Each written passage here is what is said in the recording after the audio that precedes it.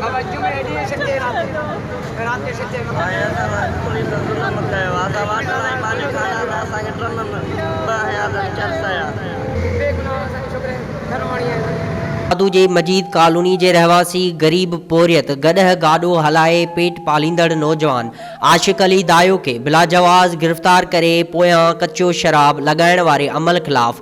पोरियत जी माउ शबीरा पीउ इमदाद भाउ माशूक दायो हथनि में कुरान पाक खणी दादू ए सेक्शन पुलिस जे वॾे मुंशी खुदा बख्श पंवर खिलाफ़ एहतजाजी मुज़ाहिरो करे प्रेस क्लब आॾो सख़्त नारेबाज़ी कई। गिरफ़्तार नौजवान जी अमड़ वॾे मुंशी खुदा बख्श पंवर खे ऐं पुलिस खे पिटूं पाराता ॾींदे ॿुधायो त असीं गरीब मिसकीन लाचार आहियूं, पाड़े वारा अल्लाह जे नाले वारी मानी ॾींदा आहिनि जेका खाई पेट भरींदा आहियूं। सॼो पाड़ो असांजी गवाही ॾींदो त असां कच्चो शराब न खपाईंदा आहियूं ऐं न ई ठाहींदा आहियूं। वॾे मुंशी खुदा बख्श पंवर 4 ॾींहं अॻु पुट खे गिरफ़्तार कयो आहे ऐं असां खां पैसनि जी घुर कई त पैसा ॾियो न त तुंहिंजे पुट खे कूड़ा केस दाख़िल करे उन्हनि में हाफ फ्राई करे छॾींदुसि। असांखे पुलिस पुट सां मिलण बि नथी ॾिए। असांखे ख़तरो आहे त वॾो मुंशी खुदा बख्श पंवर मुंहिंजे पुट खे कूड़े मुक़ाबले में मारे न छॾे। औरत पुट जे सदमे में नीर हारींदे ॿुधायो त हिकु पुलिस वारे मूंखे ॿुधायो त थाणे ते पुराणो रखियल कच्चो शराब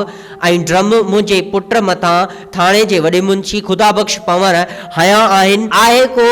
जेको अल्लाह जे वास्ते ऐं हिन क़ुरान पाक जे सदके जेको मूं मिसकीन सां इंसाफ़ करे पीरसन अमड़ ऐं पीउ chief justice supreme court of Pakistan ऐं chief justice Sindh high court वज़ीर आज़म पाकिस्तान वज़ीर आला सिंध सीशन जज दादू IG Sindh DIG Hyderabad SSP दादू खां मुतालबो कयो आहे त कोर्ट जे जज साहिब खां इंक्वायरी कराए बेगुनाह गिरफ़्तार कयल पुट खे आज़ाद करे कूड़ो केस दाख़िल कंदड़ दादू पुलिस A सेक्शन जे बाअसर वॾे मुंशी खुदा बख्श पंवर ऐं उन्हीअ जे साथी पुलिस वारनि ख़िलाफ़ कार्रवाई करे उन्हनि खे नौकरी तां बरतरफ़ करे मूंसां इंसाफ़ कयो वञे। बेगुनाह असांजे छोकिरे घरवाणी आहे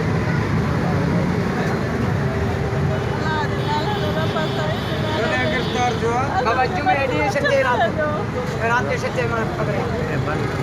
बेगुनाह कर सुंदर है कोन रानी आता असा वाडे नहीं मानी पाऊं वीडियो सब मुझे पाड़े वाला सब चला आया था पुलिस जुल्म कयो आजा वाटर ऐं पानी खाना था असांखे ट्रननि 2000 चर्साया